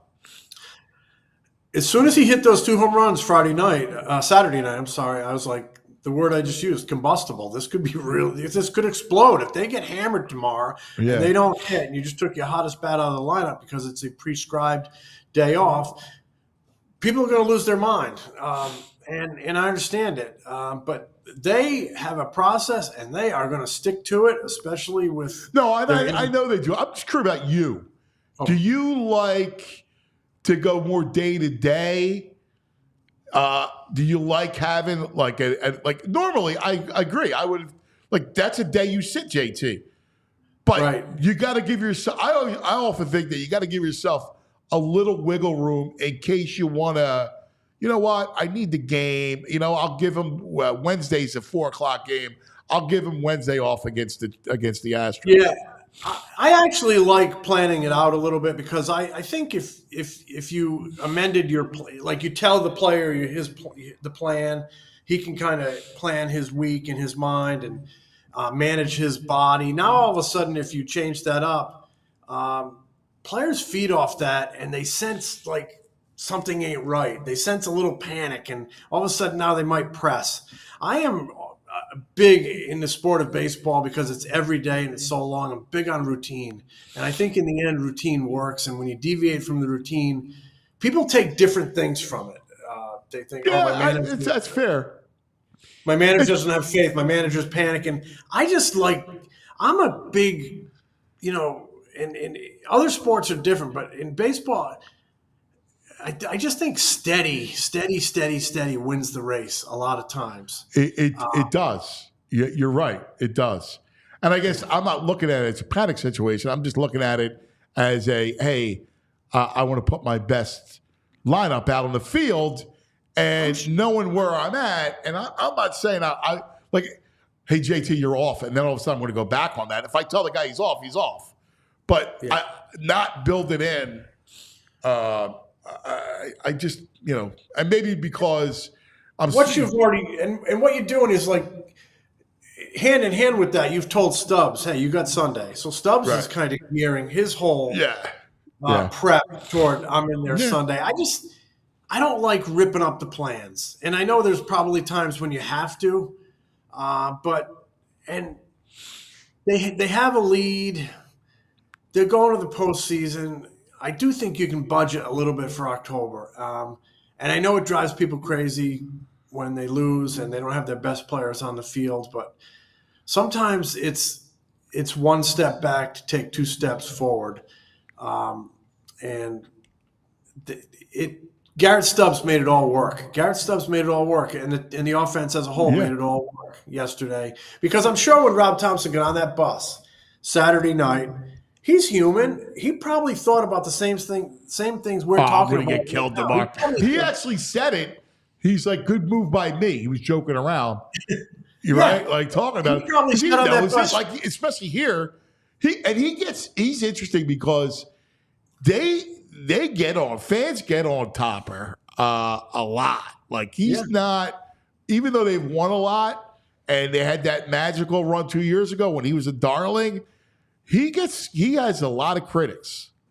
Hey, it goes with the territory. You got to put on the asbestos suit, and you got to take it now and then. But like I'm sure Saturday night after that game, he sits on that bus and he says, "Man, it was great. Boy, did JT swing it good tonight. I'd love to have him in there tomorrow, but I'm sticking to the plan. Because routine does matter. It especially does matter when you have, such important games still to play. And, JT's north of 30. Let's not forget he had knee surgery just a handful of weeks ago. Very important on both sides of the ball. We'll talk about the importance of his right-handed bat, but he really is the leader of that pitching staff. And if they're going to win in October, they're going to need that pitching staff, and they're going to need him healthy and rock solid. So it hurts when he's not out there, especially when he's swinging it. But they got a plan, and it really helps when your players play good because it makes the people who make those plans, it makes them look like they know what they're doing. He threw out Blanco Saturday night. I don't know why Blanco tried to steal third with Witt up, which was ridiculous. But he didn't even get out of his crouch, threw a seed to third to get Blanco's fast. Yep, nice play, real nice play. Threw it behind the batter. Good tag by Bohm. But yeah, I don't know why they were running there with taking the bat out of Bobby Witt's hands. What a talent! I mean, what? How about how fast he gets down the line? He's literally five tools. Like all of a sudden you go, how's that play that close? Yeah, I saw him play in a All-Star game. We were in San Diego a few years ago with the Phillies, and there was an All-Star game out there at Petco, and he came on the field, and man, he just what a talent. Of course, I remember watching his dad pitch all those years, but man, young talent in baseball because it's the best. Speed. Watch the way Turner can run when he's feeling good. Speed on the bases is so exciting. Still need to get Trey Turner going because to me he's kind of like he's the number one catalyst I think in that offense. He is. He got down the line faster than on that one play. I think it was. You look at the periods they've won late last season after he got that ovation, and then early this season, and then when he came back. He can really help you stack up a lot of wins. So if he gets hot at the right time, this team's going to really benefit from it.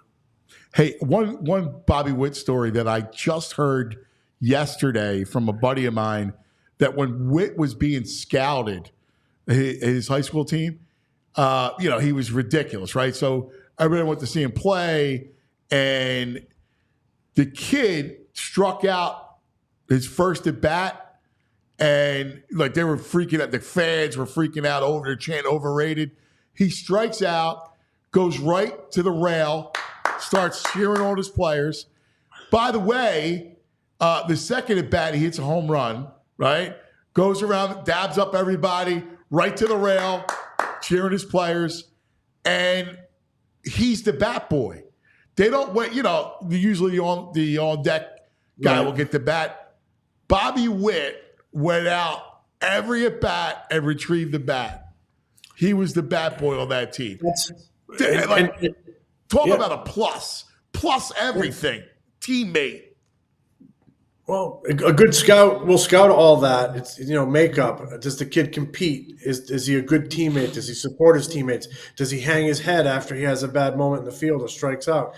Does he beat himself up? Does he disappear for 3 innings after he strikes out? Does he go sit in the corner of the dugout and pout? Good scout notices all that, and that falls under the heading of makeup. You strike out, you pass the baton, you support your teammates. I'm not surprised to hear that. Because what we see now is great makeup, and his dad was always off the charts competitor. So I would imagine he was kind of raised right around the game. His dad came out of played in the game when it was about that. When it wasn't a me I game, it was a team game, and so the kid was raised right in baseball, and a good scout notices all that stuff. Do you pat your teammates on the back? You might be the number one guy on the roster, but do you support the 15th or the 18th guy on the roster? I love those stories. I do. Yeah. And yesterday was Little League World Series. I don't know if you caught any of it. The walk-off bunt. It was. I freaking love it, Jimmy. I absolutely love.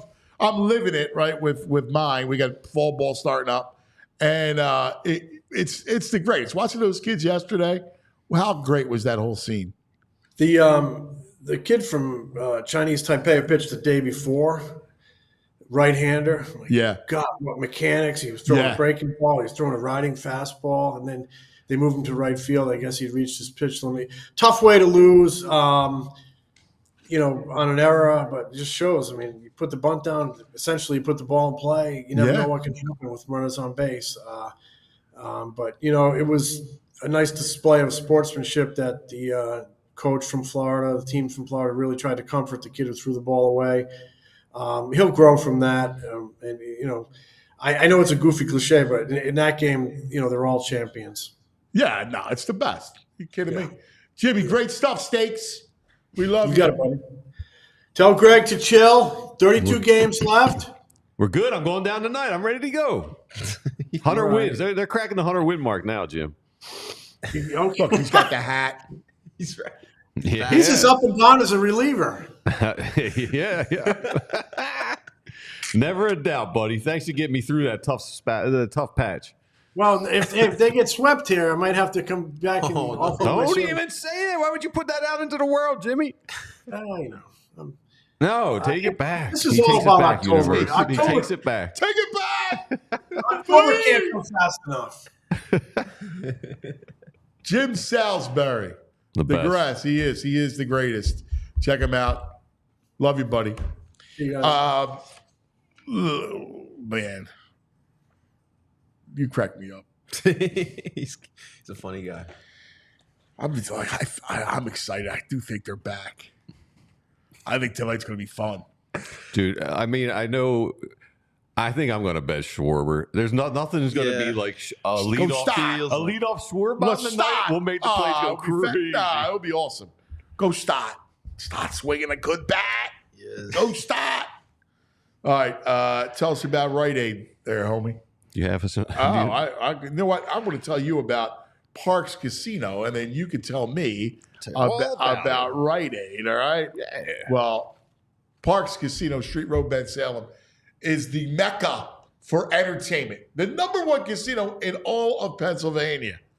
So you want the epic happy hour. You're looking for a place to hang out, man. We got Labor Day weekend. They do so much stuff. It's just so much fun there because you got something for everybody. So, like, I'm a happy hour guy. I love the happy hour. So they do their epic $5 happy hour at the Liberty Bell Gastropub. So, the craft beers that they have, $5. You want like wine, Cabernet, Albertoni Cabernet, $5. You got the frozen twisted tea, Arnold Palmer's, $5. It's great. But the small plates are amazing. The braised short rib sliders, ridiculous. The hot honey chicken sliders, ridiculous. Like, they have it all. I mean, it's an epic $5 happy hour. It's happening right now. But it's not just that, right? So if you're looking for maybe a Friday night out, like maybe girls' night out, guys' night out, date night, big time over at Parks Casino. The 1,500-seat Excite Center has major comedians, major acts, incredible singing, whatever musical acts, comedians, they're right there. Big time people. Tiffany Haddish is coming. JB Smoove from Curb Your Enthusiasm, he's coming. They got the 360 Lounge. That's always fun with cover bands and Joe Conklin's comedy night. You see, they got everything and all the action you want. 3,200 state-of-the-art slots, 115 live table games.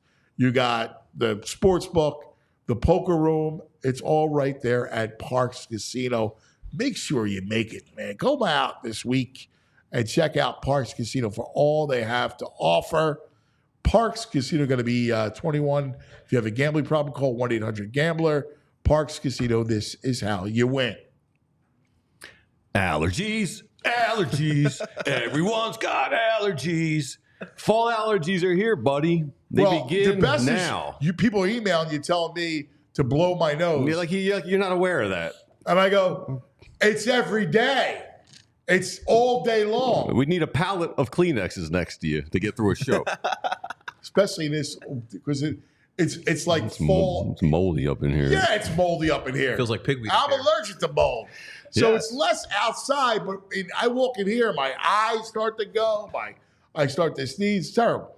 We feel for him. I need all of Rite Aid. Mold's one of the main culprits of these fall allergies, and so are a bunch of weeds. And I'm a big weed guy, but I'm not a big ragweed guy, tumbleweed, or pigweed, also known as Amaranthus spinosus. Hey, now. Pigweed You know is your everywhere. weed. Yeah, I'm a big weed head, but not these weeds. Yeah. These weeds You don't rock the pigweed. They get in your body, and histamines start firing off, and you got runny nose, itchy eyes, watery eyes. You start wheezing and coughing and sniffling. So you probably should go to Rite Aid and grab some antihistamines. So before you do that, sign up for Rite Aid Rewards so you get emails that let you know when pollen alerts and ragweed alerts or when the levels are high. They'll send you a little reminder. RiteAid.com/rewards to sign up for that. Use a dehumidifier. Skis finally showering regularly. That's always good for these allergies. And they got a ton of over-the-counter options available for you at your local Rite Aid to help you fend off these symptoms. Try a nasal rinse to flush out your nasal passages. You can try some antihistamines such as Claritin and Zyrtec. And they also have these nasal corticosteroids, Flonase, Nasacort, and they got all these things in the Rite Aid brand as well. Still not enough relief? Ask a Rite Aid pharmacist if any different type of allergy medication like a decongestant might be necessary. And you can always ask your Rite Aid pharmacist for recommendations on ways to get relief during the eternal allergy season. Rite Aid. Eternally. Yeah, I feel it now, like a sneeze percolating. Now you're talking about it's like psychosomatic. All right, this portion of the program brought to you by our good friends at TrueMark Financial Credit Union, TrueMark.com/PHLY to learn about the credit union difference. All right, before we get to Nugs, I have the Monday Five. Let's go. All right, here is your Monday Five. Please play along at home as we love to give you the Monday Five. First of all, staple that we always ask every Monday morning, the best and the worst of the weekend. So, JP, get it started. The best and the worst of your weekend. All right, so the best I was going to go with some new Eagles gear that dropped, but cuz we got to talk about the big news with our All-City family, cuz DLS Sports is officially here. We got our Dallas market. So happy to welcome new people into our family here. I'm excited about that. I love having opening up Dallas. We get to bust stones about Eagles and Cowboys. It's a good roster they put down there, too. It's a great roster. I know a lot of those guys from having worked in the past doing a lot of national stuff. So I love our Dallas lineup. It's great. I'm not rooting for their teams, though. Yeah, Don't bleep that. Yeah. Nobody's asking you to do that. some good Cowboys. answers. Psh. No, well, the point is we'll get to bust stones with them. Yeah.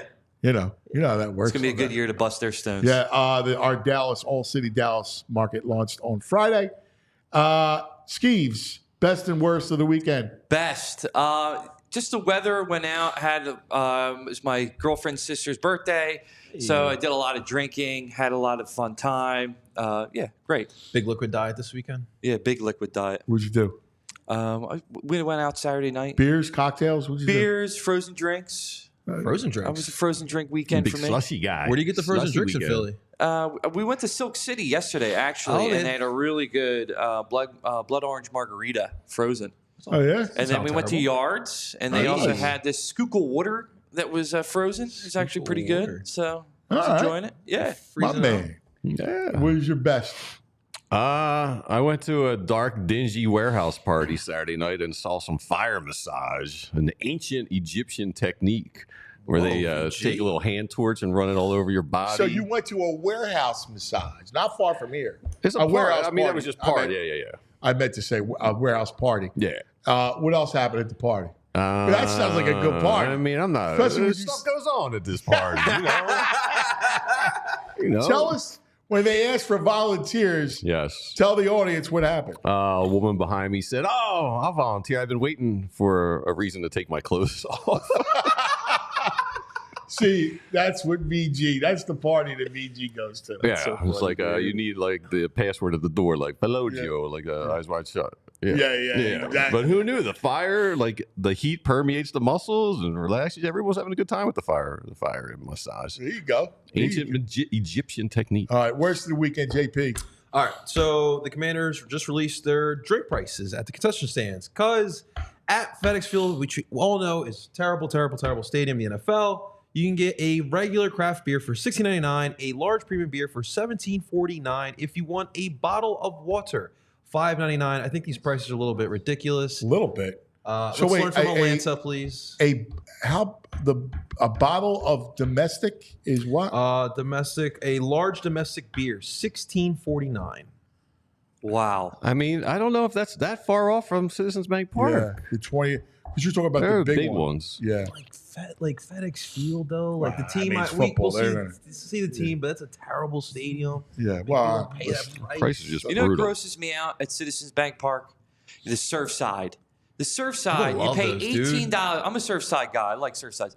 But you pay $18 for the regular size can. Not even like the big boy. Like, that's outrageous. Yeah, it is outrageous. That's I agree. outrageous. It's outrageous. I agree. I find the most egregious a sweet leaf or a green leaf. It's just an iced tea. You get it everywhere. Is $9. It's regular size 16 Yeah, well, ounce. that's where you can't drink iced that. tea. Like, why you shouldn't drink it? I don't know. What if I don't want to drink booze? Just drink a water. I can't pay those prices. Pure leaf for is water good. either. That's it's good pure iced leaf. tea, yeah. but $9.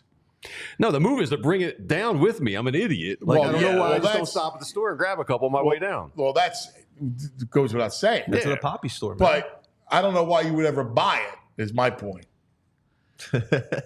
What's your worst?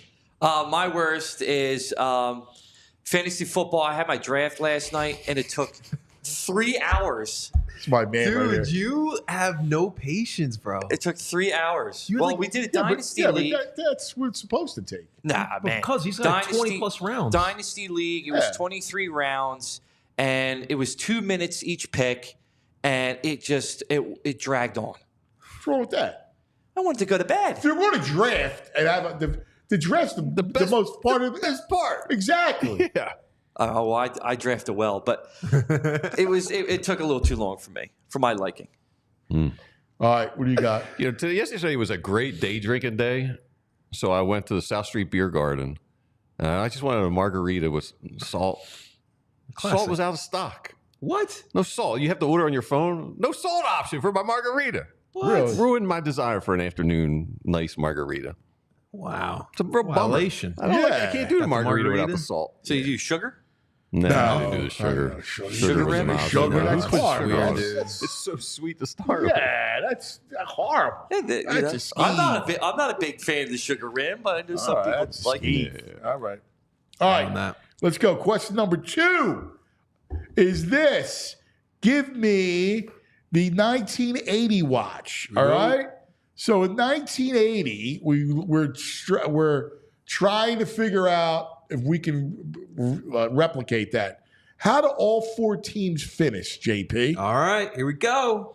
Start with the Birds. Whatever. Go all Birds, 4. we got NFC Championship game. All right. Sixers, Eastern Conference Finals. Flyers, I think they make the playoffs this year. I think All right. they're one and done, though. One and done. And the Fightins, they're going to win the World Series. Let's go. Oh, Let's JP's go. got the win. I'm high on them. I like it. Oh, man. All right, Skis. Contagious. All right, Eagles. I'm gonna say NFC Championship game. I think that's a good one. Okay. Sixers. They're not making it out of the second round. The I hate this kid. The Flyers. They're gonna be. They might be a playoff game team, but they're only gonna be one. They're just 1 point away. Or 2 points. And then Playoff game team. That's so What is a non-sports. playoff game team? He's such a non-sportsman. They're going to be a playoff game team. They're a playoff game team. Like, what does that mean? He's a non-sportsman, said that. So, like, Who says that? A guy wearing a Colombian soccer jersey. oh Does my that God. mean like they just get kicked out of the playoffs after one game? They're gonna make it to the playoffs, but I don't think Come they're on, gonna. Premier League. But What I don't else you think got? they're first rounder. And I think the Phillies. Oh man, I wish I could say World Such a Series. negative, the mother father. Say it with your chest. I wish I could say World Series, but I don't Come think so. on. All right. Phillies go to the World Series. Flyers, they went around to the playoffs. Yes! Mizkow's Rookie of the Year. Yes. Around the yes. Yeah. I love it. Sixers make it to the finals. Yes. Oh. And Eagles lose in the first round of the playoffs. Oh, dude. What? Yo, BG had us this high up and then went bam. Sorry, man. Yo, what do you mean they lose the first round? They're going to lose. They're not losing the first He's round. worse than me. No, he's not. They have a good season. Yeah, three Playoffs other are tough. things. They're going to lose their first playoff game. What are you saying? Give us yours. Week. You'll see mine later. All right. Question number 3 is this. Give me the last person. This is off of the Chargers. All right? It's hilarious. Chargers, 15 Chargers got stuck in an elevator. Give me the last person you want to get stuck on an elevator with from Philadelphia sports, major sports, and celebrities. All right. So, Philadelphia sports, going Taijuan Walker. I don't know how anyone could see him right now as a Phillies fan. National, going Jason Tatum. I think it's very obvious as a Sixers fan. And celebrity, I'm going Kevin James for 2 reasons. Number 1, you're being stuck in an elevator. I hate him. Yeah, he's not a funny guy for Because there me. might be some scenarios where you might have to escape, right? Like, you don't want that big boy in there with me. And then also, too, the conversations, like we talked about his sports fandom, I thought it was going to make me pull my hair out. Yeah, that's a good choice. Those are my 3. Talking your ear off. Good Skeeves. All soccer players, probably. No, I'm not going soccer players. Come on. No, you don't want to be stuck on. Linda He wants to know if you say home base, too. Isn't that what it's called? Home base? Home plate. Such a non-sportsman. What's the score of the Phillies game? 2-3. No, 2-0. Want a plate catch? Yeah. Oh my gosh. All right. Philly player. Never give the lower number first. Can I go like? Do I have to? They have to be a come recent. No, player? we don't want to be stuck with. We don't want to be stuck with you. All right. Yeah, that's great. Philly player. Who would I not want to be stuck with? Like you just asking. He didn't get this. He typed up the question for the graphic. I didn't think about the You have Philly no player. thought. Okay, well, give me anybody. Oh, my God. Anybody? You pass, you're out. You lost your Stumps. Yeah. All right, what do Philly, you got? gritty. I can't be looking at those eyes the whole time I'm in an elevator. I'd be a little scared, too. National, Joe Buck. He doesn't seem fun. He's got that Joe Buck's the best. announcer voice. I got to hear about, I was with Eddie. I tell you about the times with Eddie Vedder. Nah, he's Joe Buck. I love Joe Buck. Bleep the Buck. F the Buck. Everybody hates the Buck, and I don't know why everybody hates the Buck. He's a great announcer. I just don't want to be in the elevator. I gotta tell you, I'm not the biggest Tessitore fan because I think when he was doing NFL, he was like over the top. Yeah. But doing college football, he actually was good. I don't know. I actually like Tessitore. Yeah, I'm indifferent to Tessitore. Yeah. Yeah.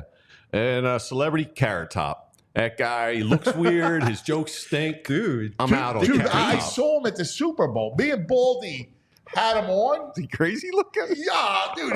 Because he's the same look that he was in his 20s, but he's 50s. He's all muscled out and like So roided looking. He looks weird. Like he does. He looks like, he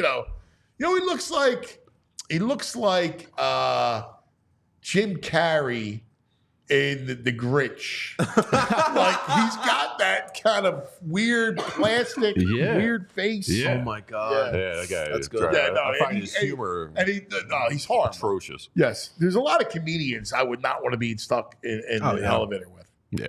All right. Off of the Little League World Series, 12-year-old JP, what was your dream? What was your sports dream? All right. So at 12 years old, heads up, I know everyone knows me as a soccer person, but I was obsessed with football, especially college football was my thing. But I'm looking more as my Eagles fandom. So back then, as you guys remember, 2006 was when I was 12. 05, we just get done with T.O. So I just really wanted like A.J. Brown and Devontae Smith now. But instead we had Dante Stallworth and Reggie Brown. So I really just wanted a star-studded wide receiver core for Donovan McNabb. That was my dream. Okay. Well, how about for you personally, though? What was personally? With the Little League World Series, what was your personal dream? Personal dream was this. I always wanted to talk sports. Okay. That was always the dream as a young kid, and we made it happen. But yeah, that was definitely what I wanted to do. All right, buddy. All right, Steve. Sports dream, I grew up loving Peyton Manning, and I wanted to be a quarterback in the NFL. I thought that would just be cool, and I loved how he played, and he just, he brought me to the sport, and it's why it's my favorite sport of all time. Not soccer. Football is my favorite sport of all time. But my personal dream is, I would love to have done theater, movies, acting, writing. Sports dream. Sports dream. Get out over here. Sports dream. Jeez. He he's flubs gonna hear this whole life everything. story. He flubs it all. God.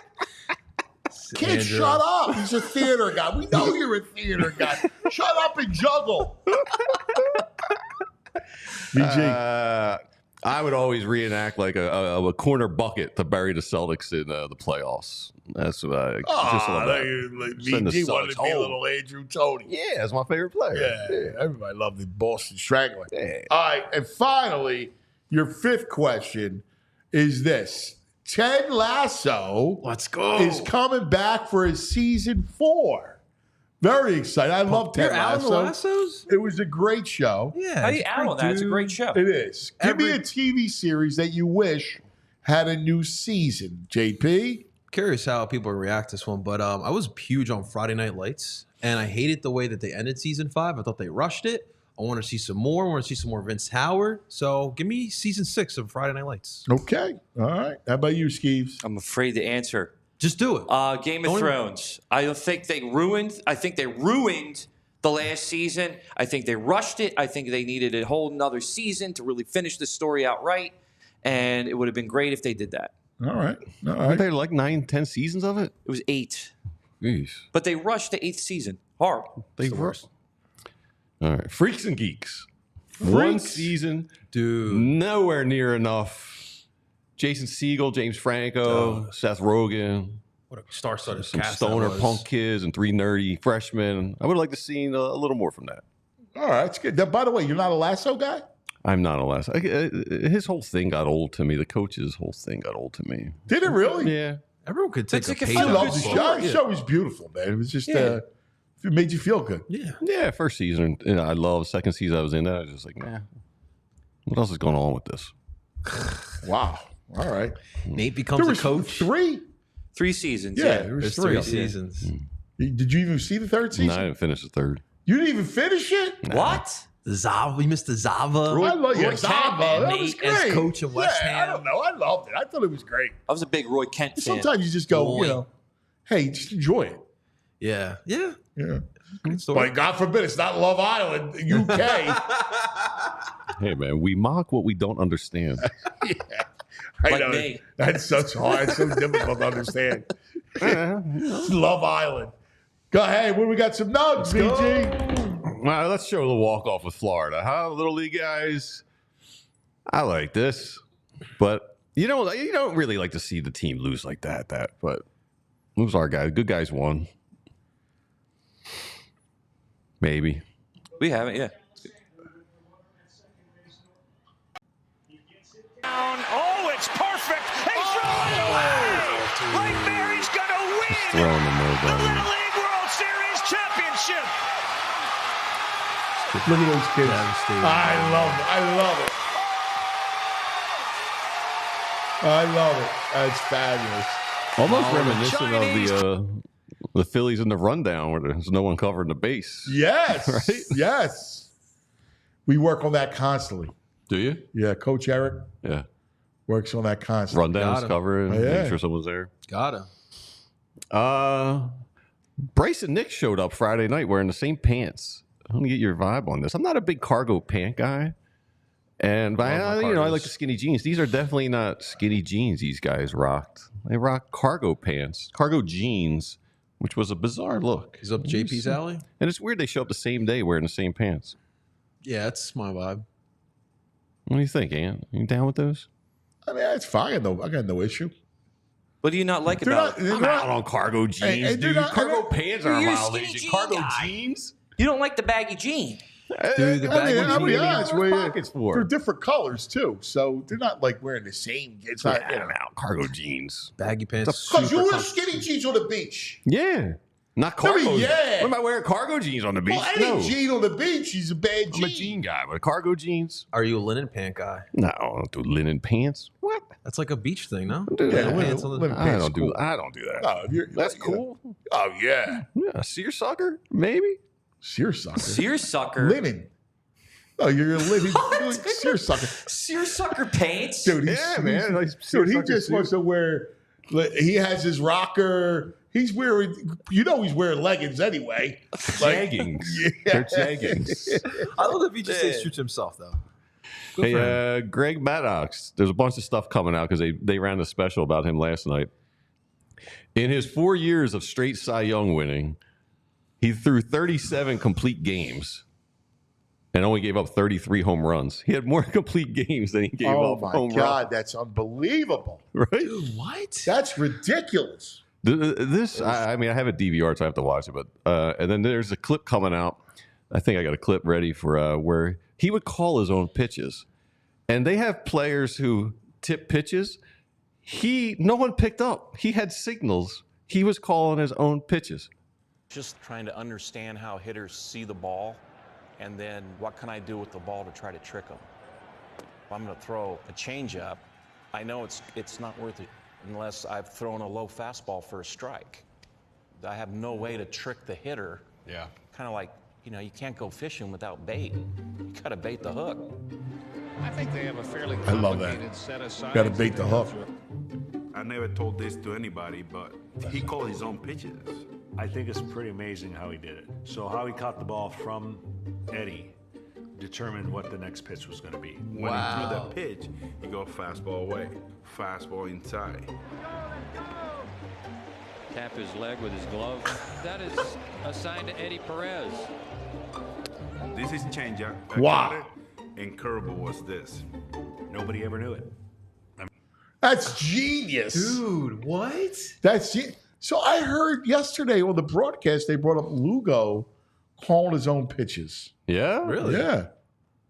I mean, the only way you can do that is to have a hand signs I to know. the catcher. I know. It's amazing. No one caught on to him No. for those years doing that.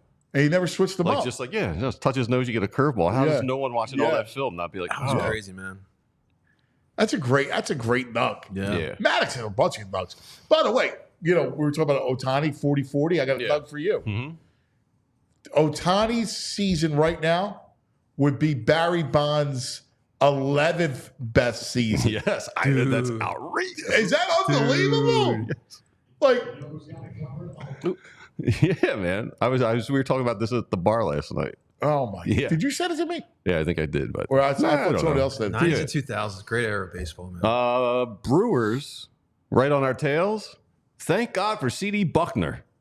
He missed 20 calls yesterday in the Brewers game, and 15 of them went against the Brewers.